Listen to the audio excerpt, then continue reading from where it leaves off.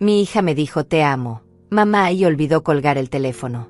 Lo que escuché después hizo que mi sangre se helara por completo. La voz de mi yerno Damián resonó clara. Ella realmente cree en ti.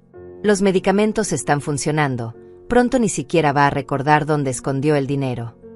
Mi cuerpo se paralizó. Dejé caer el teléfono con manos temblorosas. Estaban planeando robarme todo lo que tenía, usando a mi propia hija como cómplice.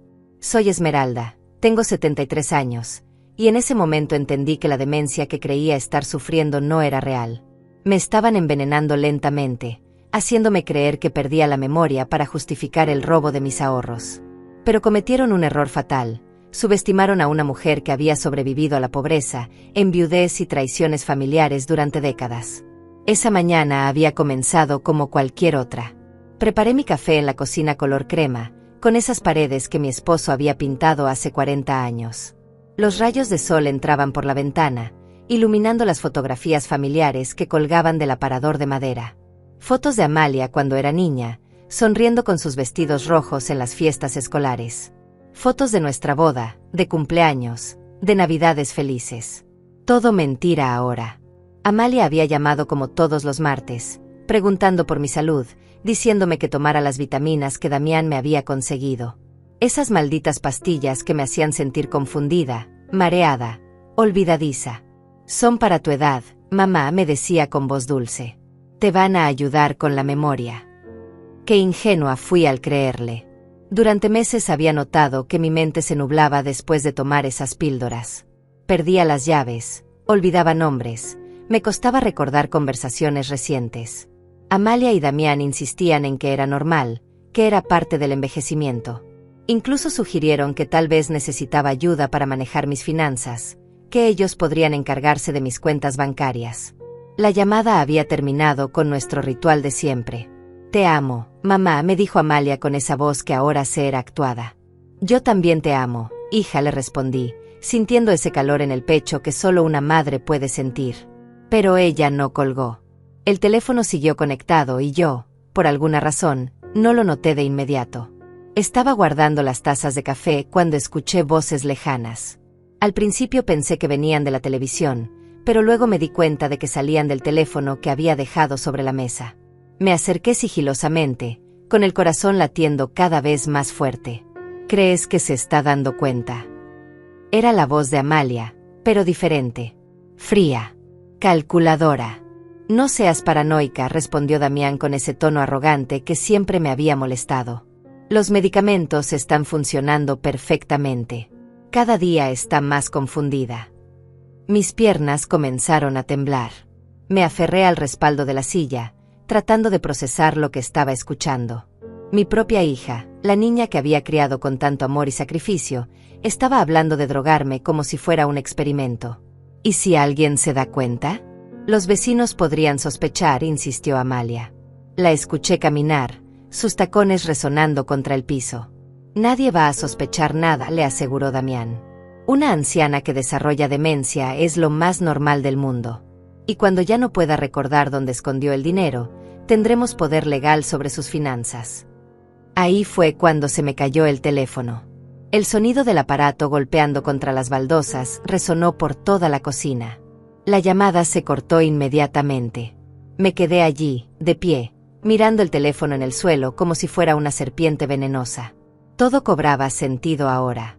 Las visitas constantes, las preguntas sobre mis ahorros, la insistencia con las vitaminas, los comentarios sobre mi supuesta confusión mental. No estaba perdiendo la memoria por vejez. Me estaban envenenando sistemáticamente para robarme la vida que había construido con tanto esfuerzo. Me senté en el suelo de la cocina, junto al teléfono roto, y por primera vez en meses mi mente se sintió completamente clara. La rabia que corrió por mis venas fue como un despertar. No era demencia. No estaba perdiendo la cordura. Era veneno. Veneno administrado por las dos personas en las que más confiaba en este mundo. Recogí el teléfono con manos que ya no temblaban. La pantalla estaba agrietada, pero seguía funcionando. Como yo. Dañada por fuera, pero con toda mi fuerza interior intacta. Me levanté despacio, sintiendo como cada músculo de mi cuerpo se tensaba con una determinación que no sentía hace años. Si querían jugar sucio, les iba a enseñar lo que una mujer de 73 años podía hacer cuando la subestimaban. Caminé hasta mi habitación y me senté frente al espejo del tocador que había sido de mi madre. Mi reflejo me devolvió la mirada de una mujer cansada, con el cabello gris despeinado y arrugas que parecían más profundas que la semana pasada. Pero mis ojos, esos ojos cafés que mi esposo solía decir que brillaban como estrellas, ahora ardían con una llama que creía extinguida. Abrí el cajón superior del tocador y saqué mi libreta de direcciones, esa vieja libreta de cuero gastado donde tenía anotados todos los números importantes. Busqué el teléfono de Celia, mi vecina de enfrente, la única persona en la que sabía que podía confiar completamente. Celia había sido mi confidente durante años, la mujer que me había acompañado en el funeral de mi esposo y que siempre tenía una taza de té lista cuando yo necesitaba desahogarme. La llamé sin pensarlo 2 veces. Su voz respondió al segundo timbrazo. «Hola Esmeralda, ¿cómo estás, querida?» Su tono cálido contrastaba tanto con la frialdad que acababa de escuchar de mi propia hija. «Celia, necesito que vengas. Es urgente. Y por favor, no le menciones a nadie que estás aquí». Hubo una pausa. Celia conocía mi voz lo suficiente como para saber cuando algo estaba terriblemente mal. «Voy para allá», me dijo sin hacer preguntas. Mientras esperaba, fui hasta mi closet y saqué la caja de zapatos que guardaba en la parte más alta. Adentro estaban todos mis documentos importantes, escrituras de la casa, certificados bancarios, mi testamento, pólizas de seguro. También estaba mi libreta personal, donde durante años había anotado todo lo que consideraba importante. Fechas, conversaciones, gastos médicos. Todo estaba ahí, documentado con mi letra cuidadosa. Pasé las páginas hasta llegar a los últimos meses. Ahí estaban las anotaciones sobre mis supuestos episodios de confusión. 15 de marzo. Amalia dice que olvidé apagar la estufa. No recuerdo haber cocinado. 22 de marzo. Damián encontró mis llaves en el refrigerador. ¿Cómo llegaron ahí? 3 de abril. No pude recordar el nombre de la señora del banco. Amalia tuvo que ayudarme. Cada entrada me daba más claridad. Todos esos episodios habían ocurrido después de tomar las vitaminas. Los días que me saltaba las pastillas, por cualquier razón, mi mente funcionaba perfectamente. Era tan obvio ahora que me sentía estúpida por no haberlo notado antes.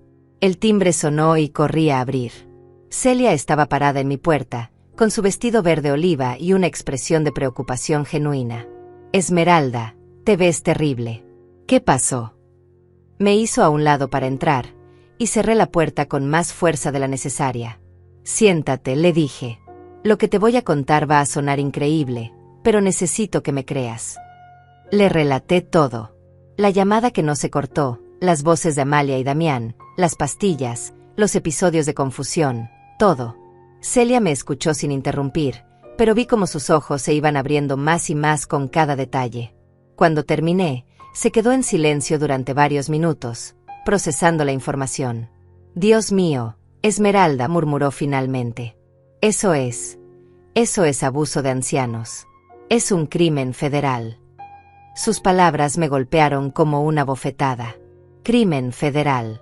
Mi propia hija estaba cometiendo un crimen federal contra mí. «¿Tienes las pastillas?», me preguntó. Asentí y fui a buscar el frasco del baño. Celia examinó las píldoras blancas pequeñas. «Esto no parece vitamina normal», dijo, frunciendo el ceño. «Necesitamos que las analicen». Me miró directamente a los ojos. «¿Qué quieres hacer, Esmeralda? Podemos ir a la policía ahora mismo». «No», le dije firmemente. «Todavía no». La sorpresa se reflejó en su rostro. «Necesito tiempo para pensar, para planear. Si voy a la policía ahora, será mi palabra contra la de ellos. Y después de meses fingiendo que tengo demencia, ¿quién me va a creer?». Celia asintió lentamente, entendiendo mi punto. «Entonces, ¿qué propones?». Me levanté y caminé hasta la ventana que daba al jardín trasero. Las rosas que mi esposo había plantado seguían floreciendo, desafiando el paso del tiempo. «Voy a seguir su juego», dije sin voltearme. «Van a creer que sigo tomando sus medicamentos, que sigo perdiendo la memoria. Pero en realidad, voy a estar documentando todo. Cada conversación, cada visita, cada intento de manipularme. Es peligroso, Esmeralda. Más peligroso es dejar que se salgan con la suya. Me volteé para mirarla. He trabajado toda mi vida para tener estos ahorros. Limpié casas, vendí comida, cuidé niños, hice de todo para asegurar mi futuro. No voy a dejar que dos parásitos me roben lo que me costó décadas construir.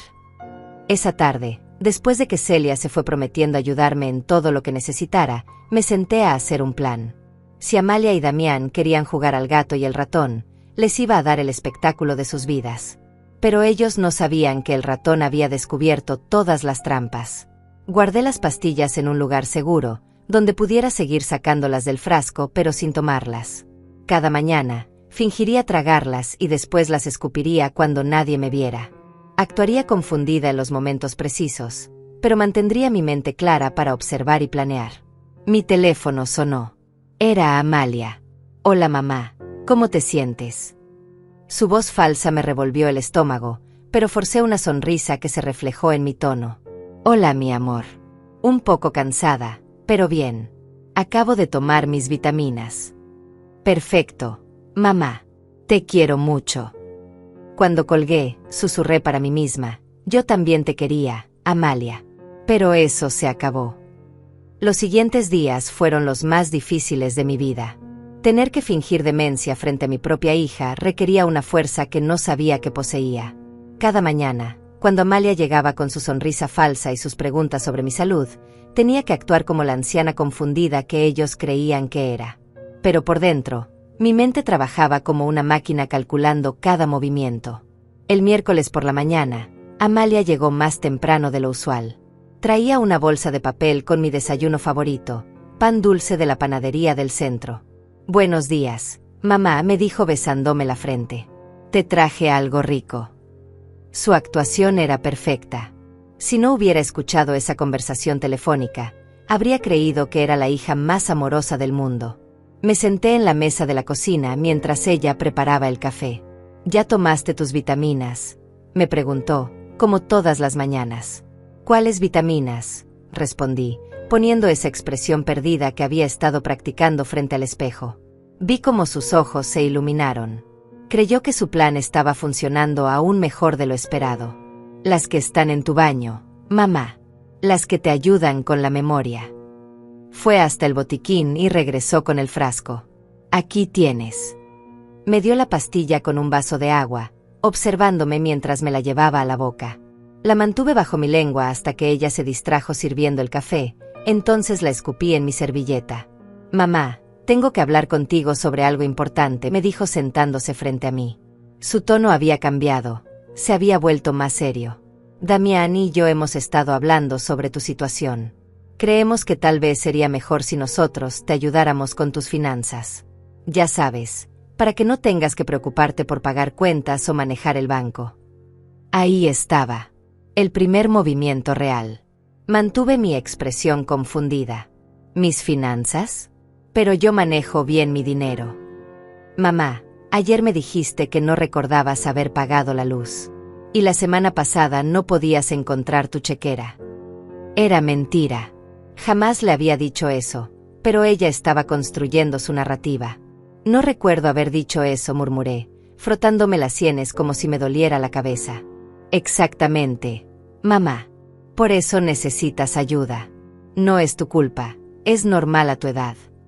Su mano se posó sobre la mía, esa mano que una vez había consolado mis pesadillas infantiles cuando yo la consolaba a ella. Ahora esa misma mano me mentía con cada caricia. ¿Qué tendría que hacer?, pregunté, manteniendo mi voz pequeña e insegura. Solo firmar unos papeles que te permitan a Damián manejar tus cuentas. Él estudió contabilidad, ¿recuerdas? Te va a cuidar muy bien. Damián nunca estudió contabilidad. Trabajaba vendiendo seguros y apenas terminó la secundaria. Pero seguí el juego. Damián va a cuidar mi dinero. Sí, mamá.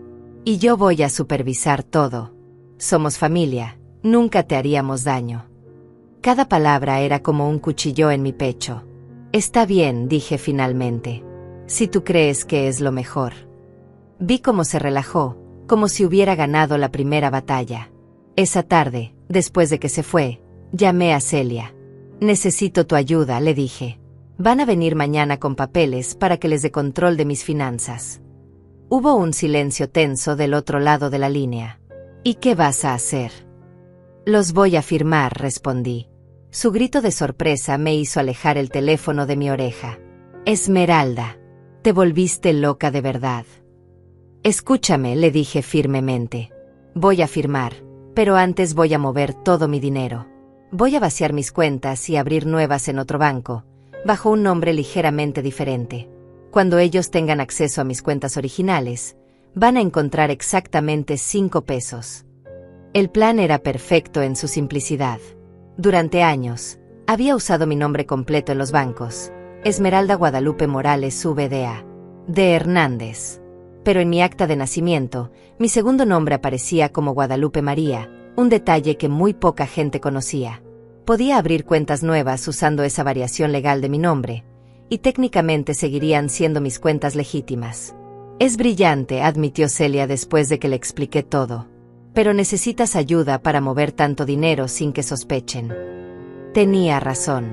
Mis ahorros eran considerables. Décadas de trabajo duro, seguros de vida, la venta de propiedades que mi esposo y yo habíamos comprado cuando éramos jóvenes. No podía mover todo de una vez sin levantar banderas rojas. ¿Conoces a alguien en el banco que pueda ayudarnos discretamente?, le pregunté. Celia pensó por un momento. Mi sobrino Armando trabaja en el Banco Nacional. Es gerente de cuentas privadas. Podríamos confiar en él. ¿Puedes llamarlo mañana temprano? Necesito mover todo antes de que Amalia y Damián lleguen con sus papeles. Esa noche no pude dormir. Me quedé despierta, sentada en la mecedora de la sala, mirando las fotos familiares que colgaban de las paredes color naranja del corredor. Había una foto de Amalia a los 15 años, sonriendo con su vestido verde en su fiesta de quinceañera. Yo había trabajado extra durante meses para poder pagarle esa fiesta. Otra foto la mostraba el día de su graduación universitaria, orgullosa con su título en la mano. Yo había vendido las joyas de mi madre para pagar sus estudios. ¿En qué momento se había convertido en esta persona?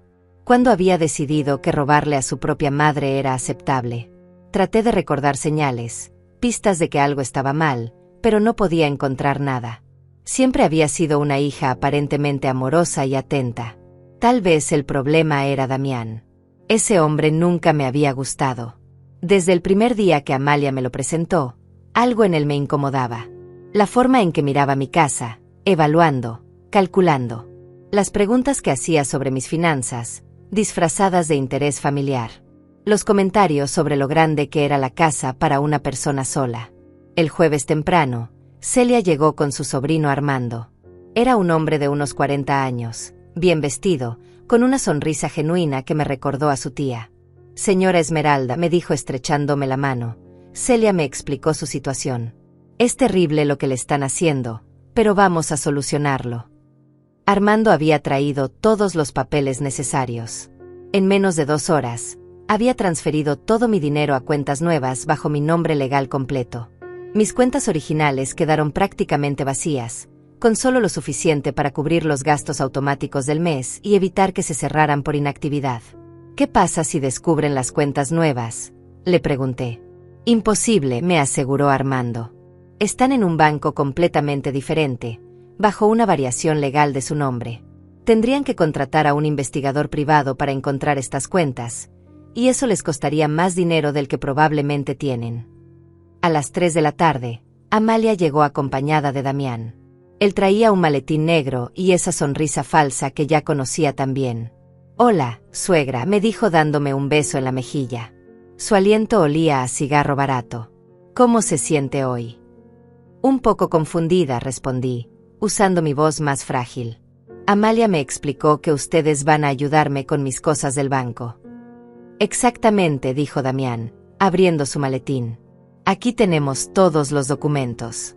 Son muy simples, solo necesita firmar donde están las marcas amarillas. Los papeles eran más complicados de lo que Amalia me había dicho. No solo me daban poder sobre mis finanzas, sino que también me nombraban como sus herederos principales, saltándose a mis otros familiares. Había cláusulas sobre incapacidad mental que les permitirían tomar decisiones médicas por mí. Era un documento que básicamente me convertía en su prisionera legal. Es mucho papel, dije, fingiendo estar abrumada. No puede ser más simple. Mamá, sabemos que es confuso, dijo Amalia con esa voz dulce que ahora me daba náuseas. Pero es necesario para protegerte. Imagínate si alguien quisiera aprovecharse de ti. La ironía de sus palabras era casi cómica. Firmé cada documento lentamente, temblando la mano como si me costara trabajo. Damián observaba cada firma como un halcón, asegurándose de que estuviera bien hecha. Perfecto, dijo cuando terminé. Ahora ya no tiene que preocuparse por nada, suegra. Nosotros nos encargamos de todo. ¿Cuándo van a empezar a manejar mis cuentas?, pregunté. Mañana mismo vamos al banco, respondió Damián. Vamos a organizar todo para que sus gastos se paguen automáticamente y su dinero esté seguro. Seguro en sus bolsillos, pensé. Después de que se fueron, me senté en mi cocina y por primera vez en días, sonreí genuinamente. Habían firmado su propia sentencia de muerte financiera. Mañana irían al banco, llenos de expectativas, solo para descubrir que habían ganado acceso a cuentas prácticamente vacías. Pero eso era solo el primer paso. Tenía que prepararme para su reacción cuando descubrieran que no había dinero que robar. Y sabía que esa reacción no iba a ser bonita. El viernes por la mañana desperté con una sensación extraña en el estómago. Sabía que en cualquier momento iba a recibir la llamada. Damián y Amalia habían ido al banco, esperando encontrar una fortuna, y en su lugar se habían topado con cuentas casi vacías. Me preparé un café y me senté junto al teléfono, esperando. No tuve que esperar mucho. A las 10:30, mi teléfono sonó con una urgencia que casi me hizo saltar del susto. Era Amalia, pero su voz ya no tenía esa dulzura fingida de los últimos días. Mamá, ¿dónde está tu dinero? La pregunta fue directa, sin preámbulos, sin saludos. ¿Mi dinero?, respondí con la misma confusión que había estado actuando. ¿Qué dinero, hija? El dinero de tus cuentas. Fuimos al banco y solo hay 3,000 pesos en total. ¿Dónde está todo lo demás? Su voz se estaba elevando, y podía escuchar a Damián hablando furiosamente en el fondo. No entiendo de qué me hablas, Amalia. Ese es todo mi dinero. Mantuve mi voz pequeña y confundida. Imposible. Tú tenías muchísimo más dinero. ¿Qué hiciste con él? La acusación en su voz me dolió más de lo que esperaba, aunque sabía que era actuación de mi parte. No recuerdo haber hecho nada con dinero, murmuré. ¿Tal vez lo gasté? Ya no recuerdo bien las cosas. Escuché a Damián arrebatarle el teléfono. Suegra, esto es muy serio. Necesitamos que piense bien. ¿No ha retirado dinero recientemente? No ha hecho transferencias. No sé qué son transferencias, mentí. Yo solo uso el dinero para comprar comida y pagar la luz. Damián gruñó de frustración. Vamos para allá, dijo antes de colgar. Llegaron en menos de una hora, y pude ver la tensión en sus rostros desde que bajaron del auto. Damián tenía esa mirada furiosa que siempre me había dado escalofríos, y Amalia parecía al borde de las lágrimas. Pero ya no eran lágrimas de tristeza, sino de frustración y codicia. Mamá, siéntate, me ordenó Amalia en cuanto entraron. Su tono era completamente diferente. Ya no había pretensiones de cariño. Necesitamos hablar seriamente. Me senté en mi silla favorita, la que estaba junto a la ventana, y mantuve esa expresión perdida que tanto había practicado. ¿Dónde está tu dinero?, preguntó Damián, plantándose frente a mí como un interrogador. Ya se los dije, en el banco. En el banco solo hay 3,000 pesos. Tú tenías más de 500,000. La cifra me sorprendió. Habían estado espiando mis finanzas más de lo que pensaba. 500,000, repetí, abriendo mucho los ojos. Nunca he tenido tanto dinero. Era otra mentira, por supuesto. Tenía bastante más que eso, pero ellos no necesitaban saberlo. Claro que sí, gritó Amalia. Lo hemos visto. Tus estados de cuenta. Ahí estaba la confirmación de que habían estado revisando mis papeles a mis espaldas. No recuerdo, dije simplemente. Tal vez me robaron. Hay muchos ladrones por aquí. La ironía de mi comentario no pasó desapercibida para Damián, quien apretó los puños. Nadie te robó, dijo Damián con los dientes apretados. El dinero tiene que estar en algún lado. ¿No tienes otras cuentas? En otros bancos. Solo tengo la cuenta del Banco Popular, respondí. Es la única que he tenido siempre. Damián comenzó a caminar de un lado a otro de mi sala, como un animal enjaulado. Esto no puede ser. El dinero no desaparece así como así. Se detuvo frente a mí. ¿No has dado dinero a nadie? ¿A algún familiar? ¿A la iglesia? No tengo otros familiares, dije con tristeza genuina. Y en la iglesia solo doy mis 10 pesos de los domingos. Amalia se dejó caer en el sofá, poniéndose las manos en la cabeza. Esto es un desastre, murmuró. Contábamos con ese dinero. Sus palabras fueron como una confesión. Confirmaban que nunca habían planeado cuidarme o protegerme. Solo querían mi dinero. ¿Para qué necesitaban mi dinero?, pregunté con inocencia fingida. Están en problemas. Damián y Amalia intercambiaron una mirada tensa. No son problemas, dijo él. Es solo que habíamos hecho algunos planes. ¿Qué tipo de planes?, insistí. Quería que siguieran hablando, que se revelaran más. Planes para el futuro, respondió Amalia vagamente. Para comprarnos una casa más grande, para el negocio de Damián. Más mentiras. Si hubieran querido mi dinero para algo legítimo, me lo habrían pedido directamente en lugar de drogarme y manipularme.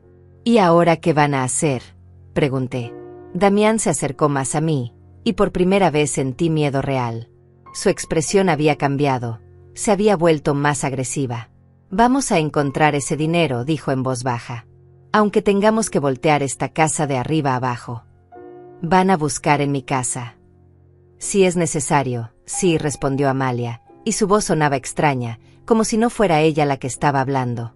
Mamá, ese dinero tiene que estar en algún lado. A lo mejor lo escondiste en algún lugar y no te acuerdas. La idea no era descabellada.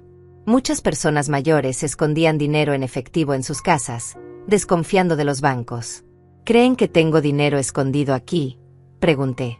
Por supuesto, exclamó Damián. Por eso vamos a revisar todo. Sin esperar mi permiso, comenzaron a buscar. Damián fue directo a mi habitación mientras Amalia registraba la cocina. Los escuchaba moviendo muebles, abriendo cajones, revisando detrás de los cuadros. Era surreal ver a mi propia hija destrozando mi casa, buscando un tesoro que no existía. Desde mi silla, observaba cómo Damián salía de mi habitación con mis joyas en las manos. «Estas valen algo», le gritó a Amalia. Eran las joyas que mi esposo me había regalado a través de los años, piezas que tenían más valor sentimental que monetario. No mucho, respondió ella sin siquiera mirarlas. Oigan, protesté, levantándome de mi silla. Esas son mis joyas. Damián me miró con desprecio. Si no tienes dinero, al menos estas nos pueden servir para algo. Estaba planeando vender las joyas de mi matrimonio, las únicas cosas que me quedaban de mi esposo. No pueden llevarse mis cosas, dije, tratando de sonar más fuerte. Claro que podemos, respondió Amalia desde la cocina. Tenemos poder legal sobre ti, ¿recuerdas? Podemos tomar las decisiones que creamos convenientes para tu bienestar. Estaban usando los documentos que había firmado el día anterior para justificar el robo directo. Era brillante en su crueldad. Técnicamente, tenían derecho legal a manejar mis bienes, y yo había actuado tan convincentemente la demencia que cualquier protesta mía podría ser descartada como confusión senil. Continuaron buscando durante 2 horas. Revisaron cada rincón de la casa, movieron todos los muebles, vaciaron todos los cajones. Incluso levantaron algunas baldosas del piso, buscando una caja fuerte o algún escondite. No encontraron nada, por supuesto, porque no había nada que encontrar. Cuando terminaron, mi casa parecía zona de guerra. Muebles fuera de lugar, cajones abiertos, ropa tirada por el suelo. Amalia estaba sudando y Damián tenía las manos sucias de tanto buscar. No hay nada, dijo él, limpiándose las manos en su pantalón. ¿Ahora qué?, preguntó Amalia. Su frustración era evidente. Habían contado con mi dinero para algo importante, y ahora se encontraban con las manos vacías. Tenemos que pensar, respondió Damián. El dinero no pudo haber desaparecido. Tiene que haber una explicación. Se fueron esa tarde sin despedirse, dejándome en mi casa destrozada. Pero no me importó el desorden. Me importó la revelación de quiénes eran realmente. Ya no había dudas, ya no había espacio para la esperanza de que tal vez se trataba de un malentendido. Mi hija y su esposo eran ladrones, y estaban dispuestos a destruir mi vida para conseguir lo que querían. Esa noche, mientras recogía los pedazos de mi casa, llamé a Celia. «¿Cómo te fue?», me preguntó. «Mejor de lo esperado», le respondí. «Están desesperados. Van a cometer errores». «¿Qué tipo de errores?». «El tipo de errores que hace la gente cuando está desesperada por dinero. Van a intentar algo más drástico». Tenía razón. Cuando las personas codiciosas no consiguen lo que quieren por las buenas, siempre recurren a métodos más extremos. Y cuando eso pasara, yo estaría lista. Los siguientes días fueron extrañamente silenciosos.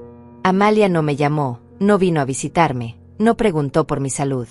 Era como si hubiera desaparecido de mi vida por completo. Pero yo sabía que esa calma era engañosa. Conocía a mi hija, y cuando algo no salía como ella esperaba, se volvía impredecible y peligrosa. El martes por la tarde, mientras regaba las plantas del jardín, vi un auto desconocido estacionado frente a mi casa. Un hombre de traje gris se bajó y caminó hacia mi puerta. Tenía una carpeta en las manos y esa expresión seria que tienen los abogados o los oficiales del gobierno. Mi corazón se aceleró. «¿Señora Esmeralda Morales?», me preguntó cuando abrí la puerta. «Sí, soy yo. Soy el doctor Méndez, psiquiatra geriátrico. Su hija me contrató para hacer una evaluación de su capacidad mental». Sus palabras me golpearon como un balde de agua fría. Amalia había dado el siguiente paso. «¿Una evaluación?», pregunté, fingiendo confusión. «No entiendo». «Es algo rutinario, señora. Su familia está preocupada por su bienestar y quiere asegurarse de que reciba la atención adecuada». Su sonrisa era profesional pero fría. Era evidente que solo estaba haciendo un trabajo. «¿Puedo pasar?», preguntó. «Será solo una conversación». No tenía opción. Si me negaba, sería evidencia de que algo estaba mal. «Por supuesto», le dije, haciéndome a un lado. «¿Quiere un café?». Nos sentamos en la sala, y él abrió su carpeta. «Voy a hacerle algunas preguntas básicas. ¿Está bien?».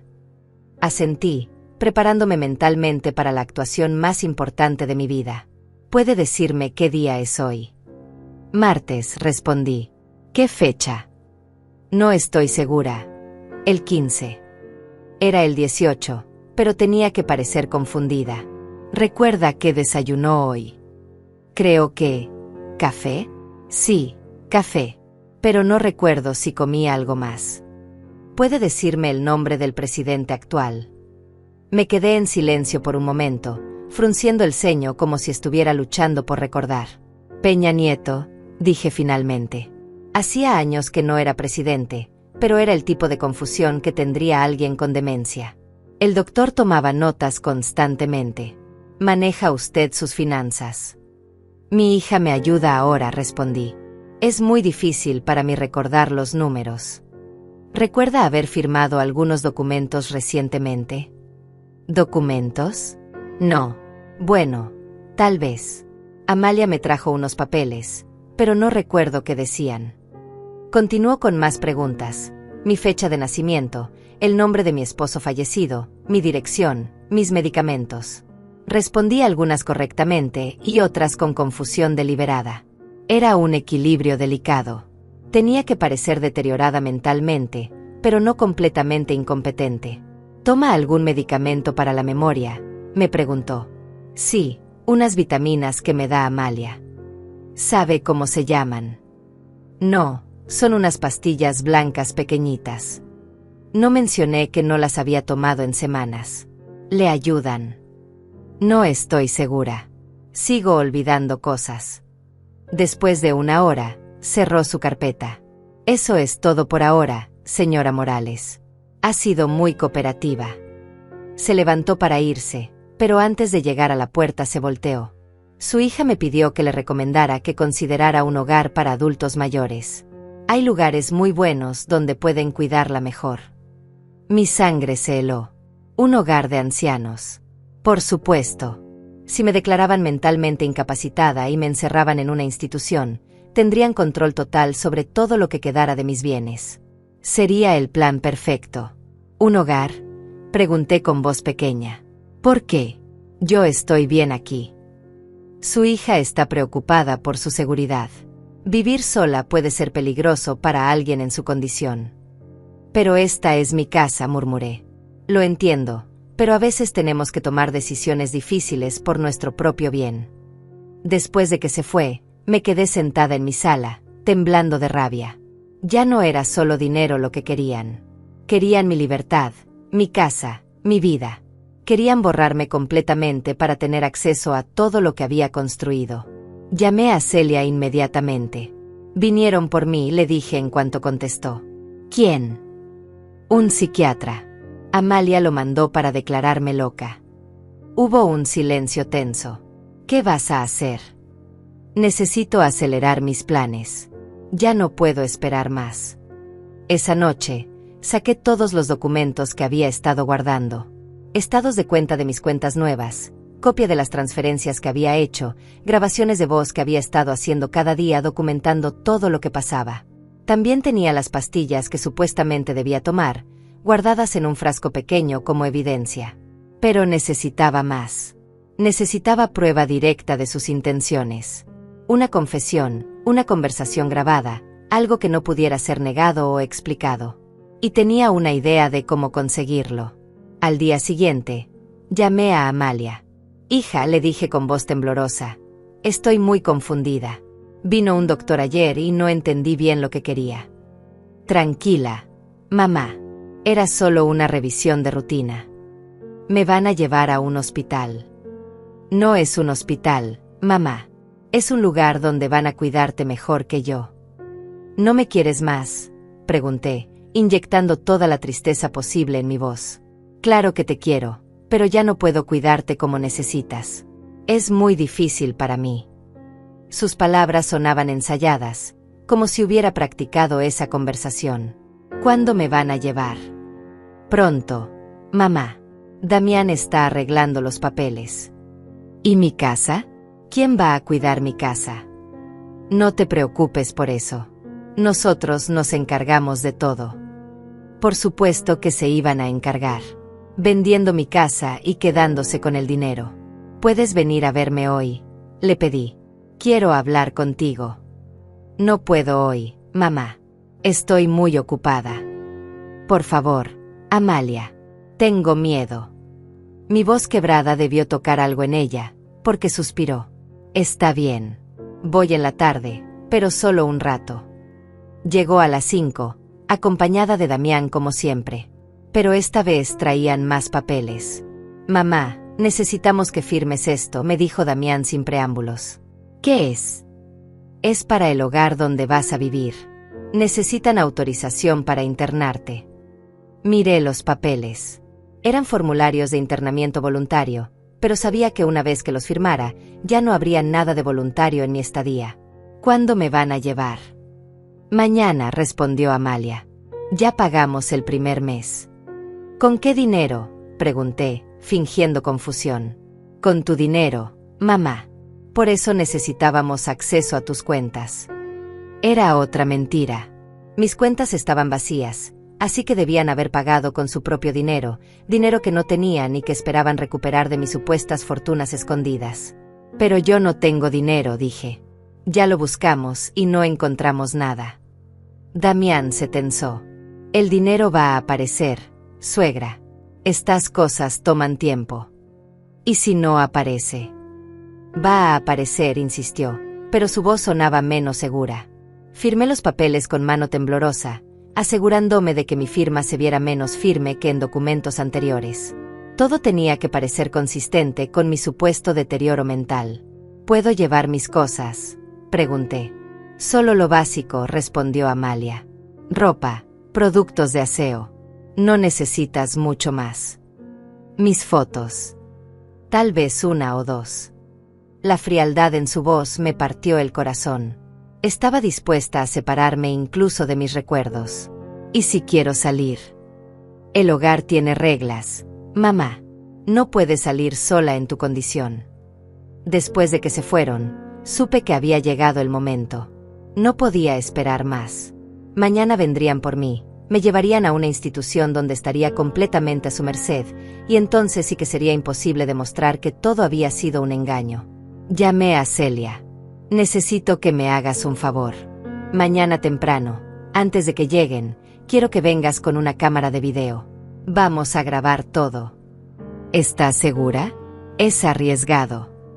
Es mi única oportunidad. Si me llevan a ese lugar, se acabó todo. Esa noche escribí una carta dirigida a las autoridades, explicando toda la situación. La firmé con mi letra más clara y la fechó cuidadosamente. También preparé todos mis documentos bancarios, las pastillas que me habían estado dando, y una cronología detallada de todo lo que había pasado.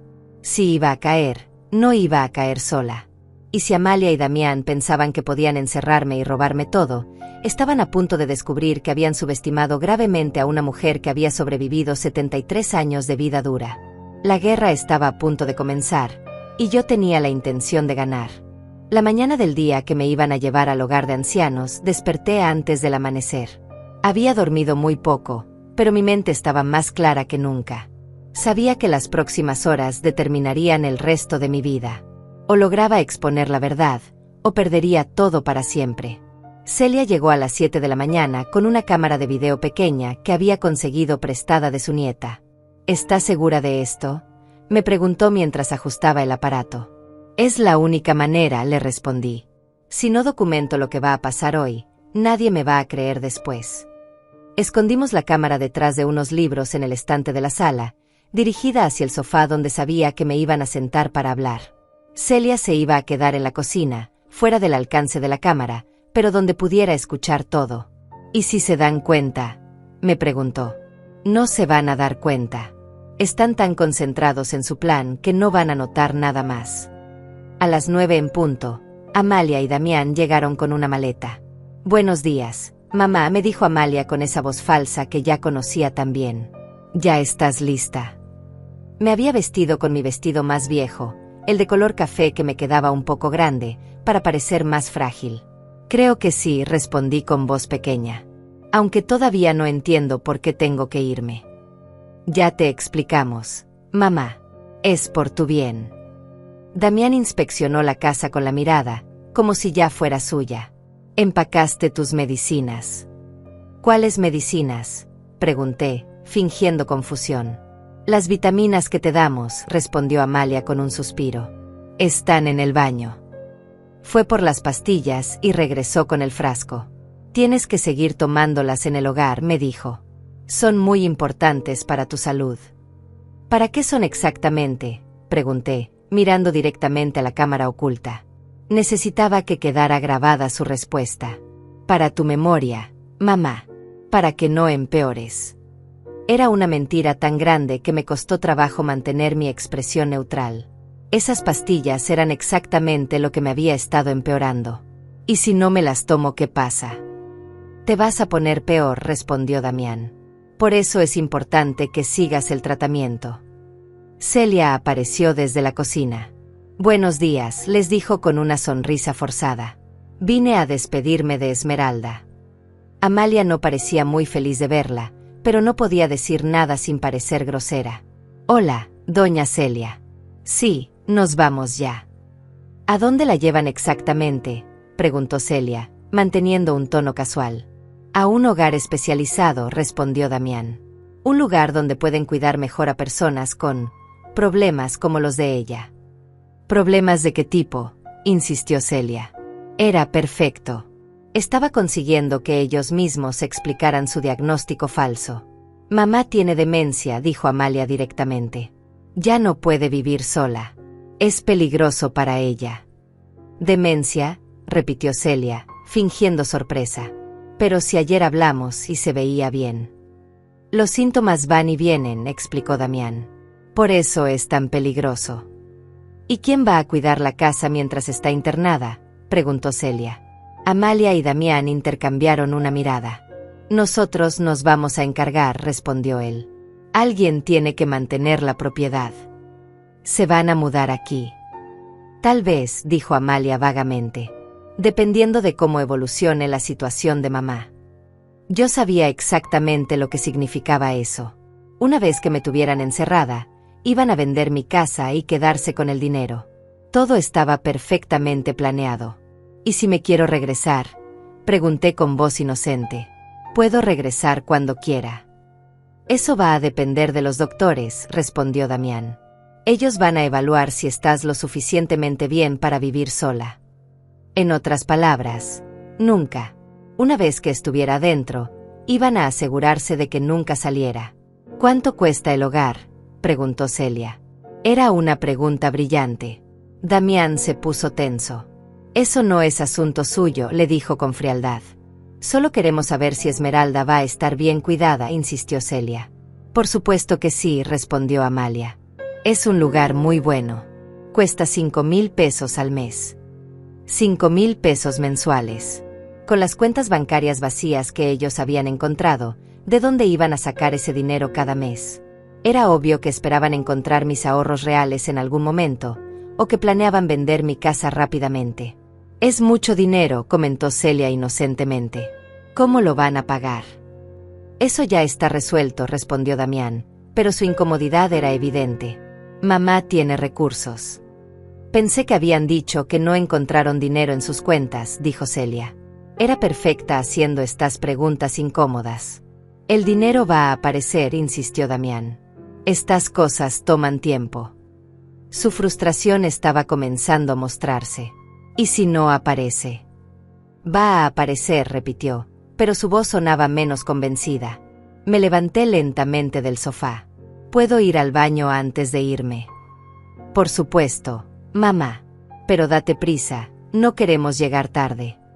Fui al baño y aproveché para esconder un pequeño grabador de voz en el bolsillo de mi vestido. Celia me lo había conseguido, y aunque la cámara estaba capturando todo en la sala, quería tener respaldo de audio para cualquier conversación que pudiera tener en el camino. Cuando regresé, Damián estaba revisando los papeles que había firmado el día anterior. Todo está en orden, murmuró. ¿Estás lista?, me preguntó Amalia. Asentí con resignación fingida. Supongo que sí. Celia me abrazó en la puerta. Cuídate mucho, me susurró al oído. Todo va a salir bien. En voz normal agregó, voy a venir a visitarte en cuanto pueda. No creo que permitan visitas al principio, dijo Damián rápidamente. Es parte del proceso de adaptación. Por supuesto que no iban a permitir visitas. No podían arriesgarse a que alguien se diera cuenta de que yo no tenía demencia real. ¿Ni siquiera Celia?, pregunté con tristeza. Es mi única amiga. Tal vez más adelante, respondió Amalia sin convicción. Subimos al auto de Damián. Yo iba atrás, como una prisionera siendo transportada. Durante el viaje, siguieron hablando entre ellos como si yo no estuviera ahí. ¿Crees que el doctor Méndez va a confirmar el diagnóstico?, preguntó Amalia. Por supuesto, respondió Damián. Vio exactamente lo que necesitaba ver. ¿Y si alguien cuestiona la internación? Nadie va a cuestionar nada. Tenemos todos los papeles legales, la evaluación psiquiátrica, su firma de consentimiento. Es perfecto. Su confianza me daba náuseas, pero también me tranquilizaba. Estaban tan seguros de su plan que no estaban tomando precauciones. ¿Cuánto tiempo crees que tome encontrar el dinero?, preguntó Amalia. No mucho. Una vez que esté internada, podemos registrar la casa con calma. También podemos contratar a alguien para que revise si tiene otras cuentas bancarias. ¿Y si realmente no tiene más dinero? Lo tiene, insistió Damián. Una mujer como ella, que trabajó toda su vida y no gastaba en nada, tiene que tener ahorros en algún lado. Llegamos al hogar de ancianos, un edificio blanco de 2 pisos que se veía limpio pero frío. En la entrada había una placa que decía Residencia Dorada, cuidado especializado para adultos mayores. Damián estacionó y todos bajamos del auto. La directora del hogar, una mujer de mediana edad con vestido rosa, nos recibió en la entrada. Buenos días, familia Morales. Soy la licenciada Vázquez. Se dirigió principalmente a Amalia y Damián. Apenas me miró. Trajeron toda la documentación. Aquí está todo, respondió Damián, entregándole una carpeta. La evaluación psiquiátrica, los papeles de consentimiento, la autorización de internamiento. Perfecto. ¿Y los medicamentos? Aquí están sus vitaminas, dijo Amalia, dándole el frasco de pastillas. Es muy importante que se las tome todos los días. Por supuesto.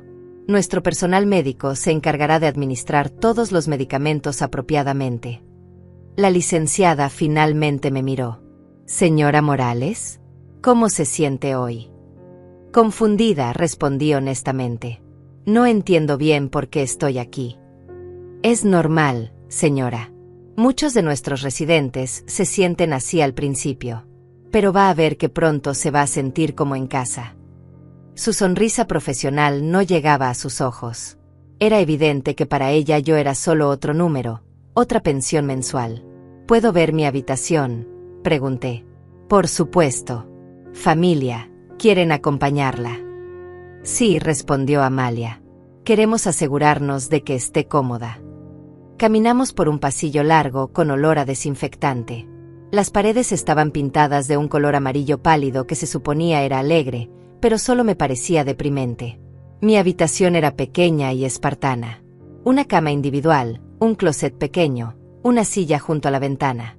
¿Aquí voy a vivir?, pregunté. Es temporal, mamá, me aseguró Amalia. Solo hasta que te sientas mejor. Pero sabía que para ella, mejor significaba muerta. La licenciada nos explicó las reglas del lugar. Horarios estrictos para comidas, medicamentos administrados por enfermeras, prohibido salir sin autorización médica, visitas limitadas y supervisadas. Era una prisión disfrazada de hogar. ¿Cuándo pueden irse?, pregunté, fingiendo tristeza. Ya nos vamos, mamá, respondió Amalia, pero parecía aliviada de poder dejarme ahí. Vamos a venir a visitarte pronto. Sabía que era mentira. Los vi irse desde la ventana de mi habitación. En cuanto su auto desapareció de vista, saqué el grabador que tenía escondido y verifiqué que hubiera grabado toda la conversación del viaje. Todo estaba ahí, cada palabra incriminatoria. Ahora tenía que encontrar la manera de salir de ahí y usar toda la evidencia que había reunido. Pero eso tendría que esperar. Primero necesitaba observar, aprender las rutinas del lugar y encontrar el momento perfecto para actuar. Mi venganza estaba apenas comenzando. Mi primera noche en la Residencia Dorada fue una pesadilla silenciosa. Me acosté en esa cama extraña, escuchando los gemidos y murmullos de otros residentes a través de las paredes delgadas. Algunos claramente tenían demencia real, otros simplemente estaban abandonados por familias que ya no los querían. Pero yo no era ninguna de esas cosas. Yo era una prisionera de mi propia hija. A las 6 de la mañana, una enfermera entró sin tocar la puerta. Buenos días, señora Morales. Hora de sus medicamentos. Era una mujer joven con uniforme blanco y una expresión aburrida. Me tendió un vasito de plástico con las pastillas que Amalia había traído. ¿Qué son?, pregunté, manteniendo mi actuación de confusión. Sus vitaminas para la memoria, respondió automáticamente. Ábralas, boca. No tenía opción. Me puso las pastillas en la lengua y me dio agua, observándome mientras las tragaba. Pero había aprendido la técnica durante semanas. Las mantuve bajo la lengua hasta que se fue, luego las escupí en una servilleta. El desayuno fue en un comedor grande con mesas redondas. Me senté con otros 3 residentes que parecían perdidos en sus propios mundos. Una señora llamada Marta murmuraba constantemente sobre sus hijos que nunca la visitaban. Un hombre mayor llamado Braulio se quejaba de que le habían robado su cartera, aunque era evidente que no recordaba dónde la había puesto. ¿Usted es nueva?, me preguntó una mujer de cabello gris que parecía más alerta que los demás. Se llamaba Isabel y llevaba 2 años en el lugar. Sí, llegué ayer, le respondí. ¿Por qué está aquí? Mi familia dice que tengo problemas de memoria. Ah, como todos nosotros, suspiró Isabel. Al principio yo también protestaba, pero ya me acostumbré. Sus palabras me helaron la sangre. ¿Cuántas personas en este lugar estaban ahí contra su voluntad? ¿Cuántas habían sido declaradas incompetentes por familias codiciosas? ¿Su familia la visita?, le pregunté. Al principio sí, pero ya casi no vienen. Dicen que estoy muy mal, que no los reconozco. Pero Isabel parecía perfectamente lúcida. Durante los siguientes días, establecí una rutina. Por las mañanas fingía tomar mis medicamentos, desayunaba en silencio, y luego pasaba tiempo en la sala común observando. Por las tardes, me sentaba en mi habitación planeando mi escape. Porque eso era exactamente lo que tenía que hacer, escapar. El problema era que la Residencia Dorada tenía medidas de seguridad estrictas. Las puertas principales estaban cerradas con código, había cámaras en los pasillos, y el personal contaba a los residentes regularmente. Cualquier intento de fuga sería notado inmediatamente. Pero tenía una ventaja que nadie sospechaba. Mi mente estaba completamente clara. Mientras todos me creían demente, yo podía observar, planear y calcular sin que nadie se diera cuenta. Era como ser invisible en mi propia venganza. El quinto día, recibí una visita inesperada. Era el doctor Méndez, el psiquiatra que me había evaluado en mi casa. Buenos días, señora Morales. ¿Cómo se está adaptando? No me gusta estar aquí, le dije honestamente. Quiero irme a mi casa. Entiendo que sea difícil, pero este es el mejor lugar para usted ahora. Se sentó frente a mí con su libreta. ¿Ha estado tomando sus medicamentos? Creo que sí. Las enfermeras me los dan. ¿Ha notado alguna mejoría en su memoria? No recuerdo, respondí, y no era mentira. No recordaba nada malo porque nunca había tenido problemas de memoria reales. Su hija me ha preguntado sobre su progreso. Está muy preocupada por usted. Amalia preguntó por mí. Mi corazón se aceleró. Tal vez había una parte de ella que todavía me amaba. Sí, quiere saber si está respondiendo bien al tratamiento. ¿Cuándo puede venir a visitarme? Eso depende de su estabilidad emocional. Las visitas familiares a veces pueden ser perturbadoras para pacientes en su condición. Era mentira. Amalia no quería verme porque tenía miedo de que dijera algo inconveniente. Y el doctor era cómplice de mantenerme aislada. ¿Cuánto tiempo voy a estar aquí?, pregunté. Eso es difícil de predecir. Su condición es progresiva, señora Morales. Es posible que este sea su hogar permanente ahora. Hogar permanente. Las palabras resonaron en mi cabeza después de que se fue. Querían que muriera aquí, olvidada y sola, mientras ellos disfrutaban de mi herencia. Pero se habían equivocado al subestimarme. Esa noche, fingí estar dormida cuando la enfermera nocturna hizo su ronda. Una vez que pasó, me levanté sigilosamente y fui hasta la ventana de mi habitación. Estaba en el segundo piso, pero había una tubería que bajaba justo al lado. Era arriesgado, pero no imposible. Regresé a mi cama y comencé a planear mi escape para la madrugada. Pero antes necesitaba hacer algo más. Saqué el pequeño teléfono celular que había logrado esconder en mi ropa interior desde el primer día. Era un aparato viejo que había comprado años atrás y que nadie sabía que tenía. Llamé a Celia, manteniendo la voz muy baja. ¿Esmeralda? Dios mío, ¿estás bien? No puedo hablar mucho, susurré. Necesito que me ayudes. Mañana a las 3 de la madrugada, ven por mí al callejón de atrás del hogar. Voy a salir por la ventana. ¿Estás loca? Te vas a matar.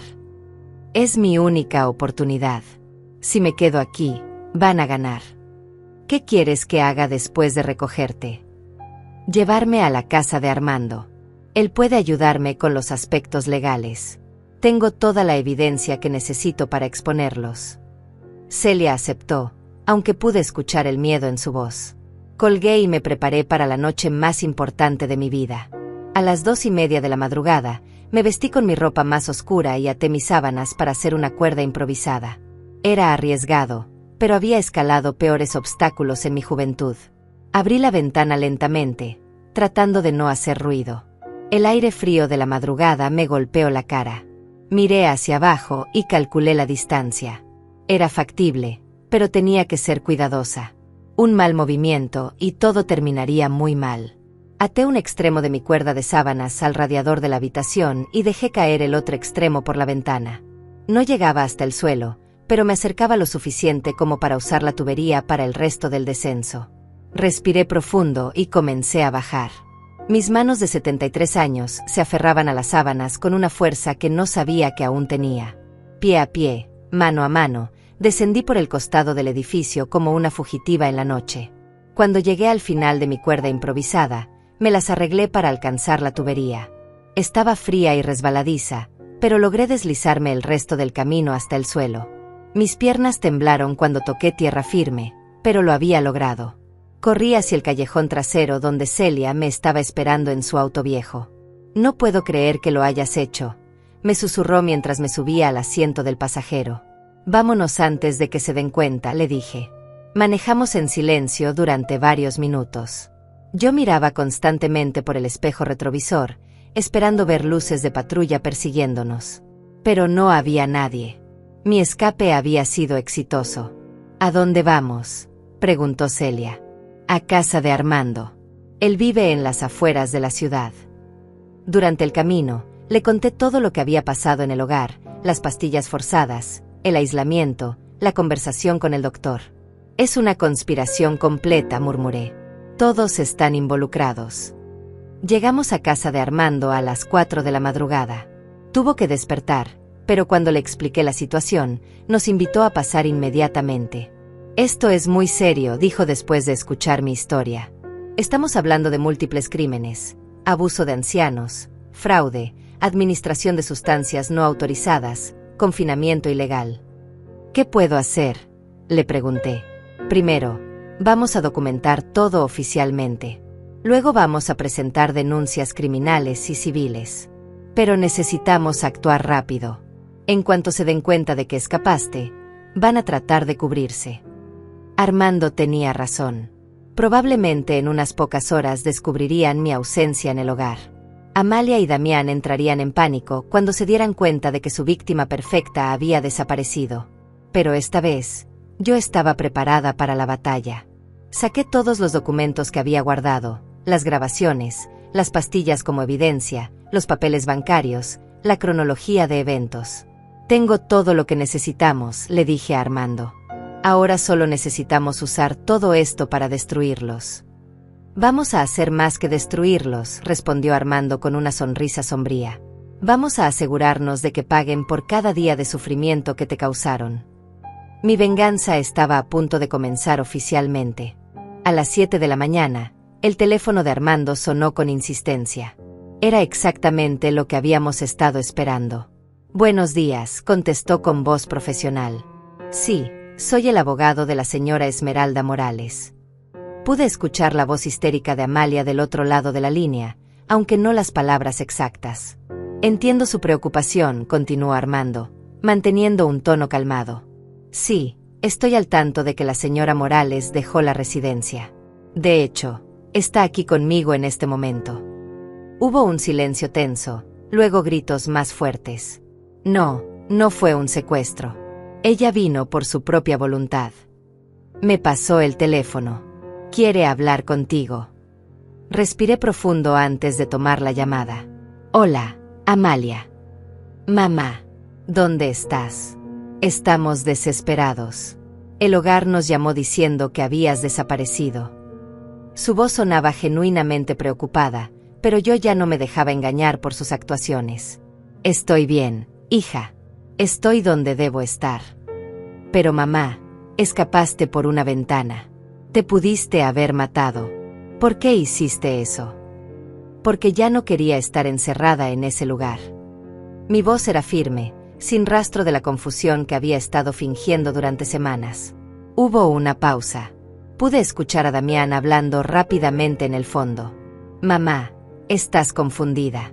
Necesitas regresar al hogar para que te cuiden apropiadamente». «No estoy confundida, Amalia. De hecho, nunca he estado más clara en mi vida». «¿Qué quieres decir?». Su voz había cambiado. Ya no sonaba preocupada, sonaba nerviosa.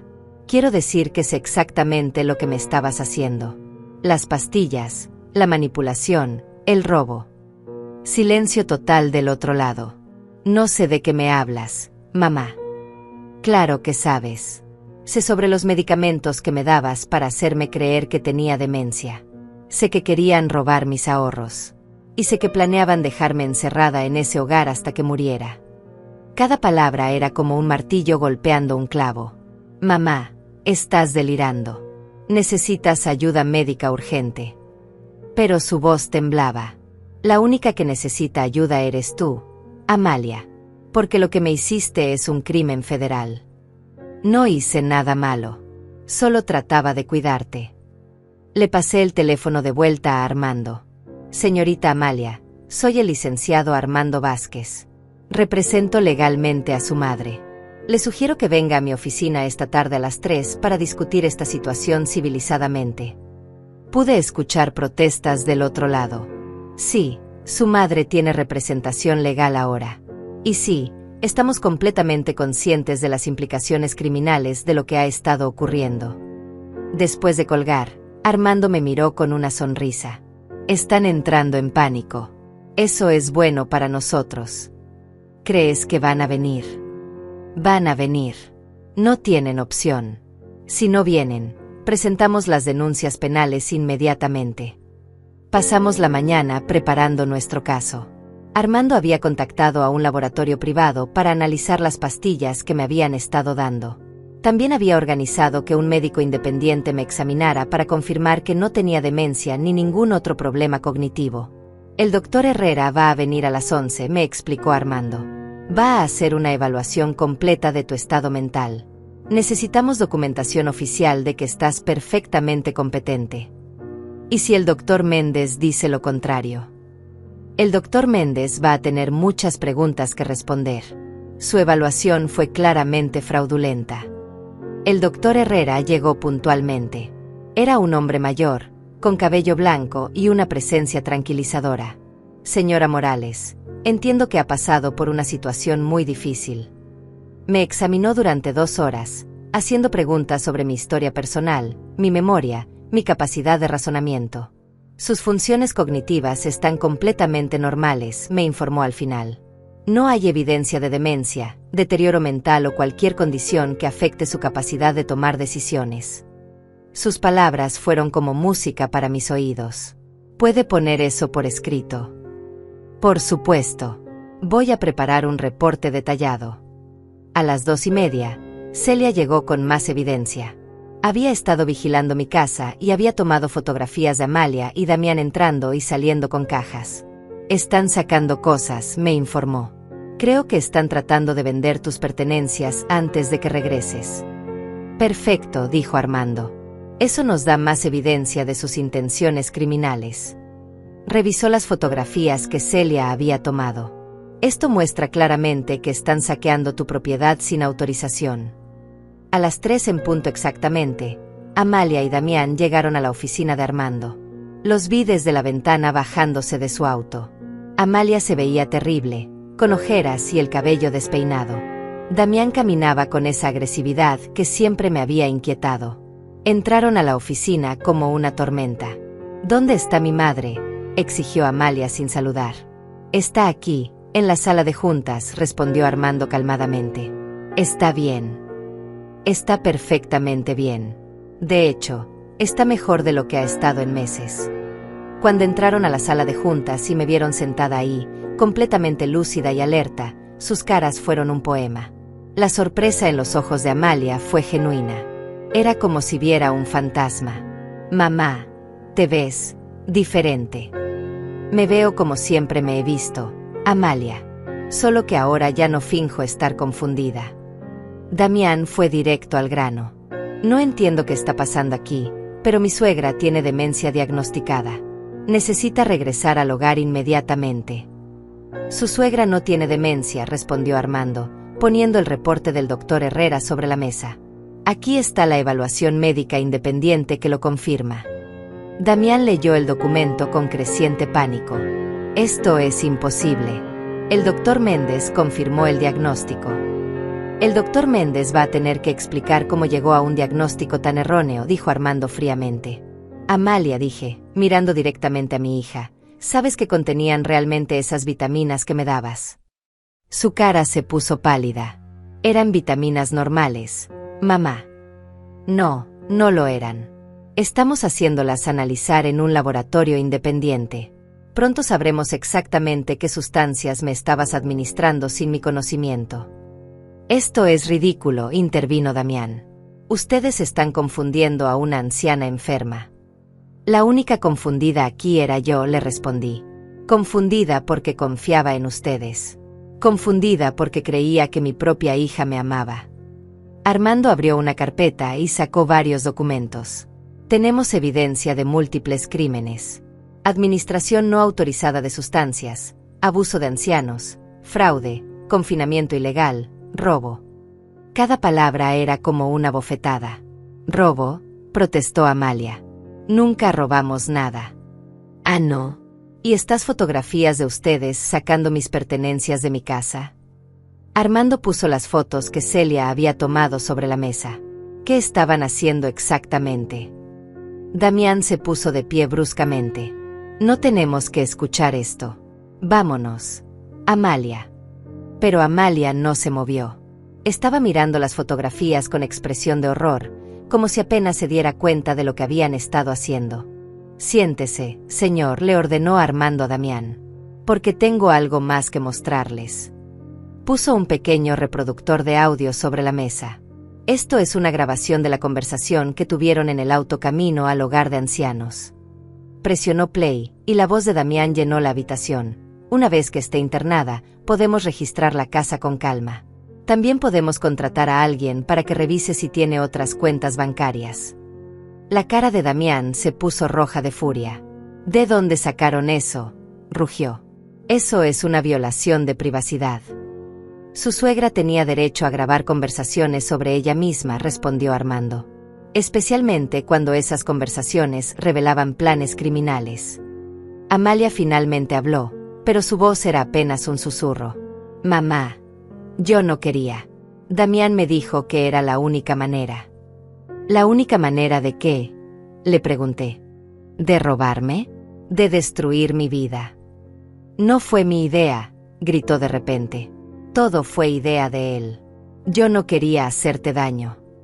Damián la miró con furia, pero el daño ya estaba hecho. Acababa de confesar. Cállate, Amalia, le gruñó Damián. Pero era demasiado tarde. Las palabras ya habían salido.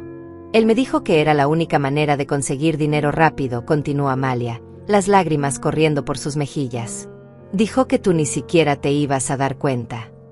Armando sonrió. Acababa de conseguir una confesión completa. Creo que ya tenemos todo lo que necesitamos, dijo. ¿Quieren resolver esto civilizadamente, o prefieren que presentemos cargos criminales?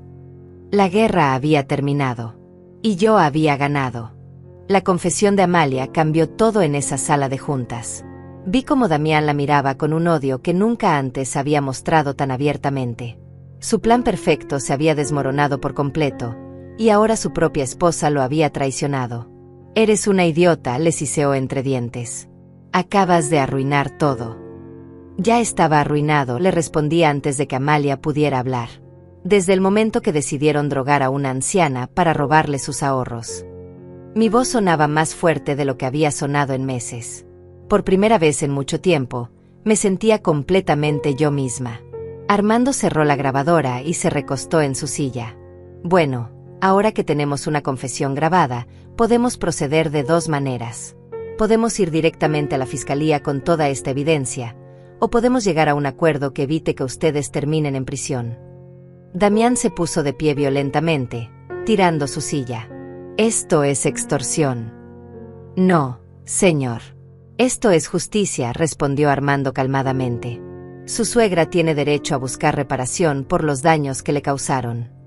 ¿Qué tipo de acuerdo?, preguntó Amalia con voz quebrada. Sus lágrimas parecían genuinas, pero ya no me conmovían. Había llorado demasiadas lágrimas falsas frente a mí como para que pudiera creer en su arrepentimiento.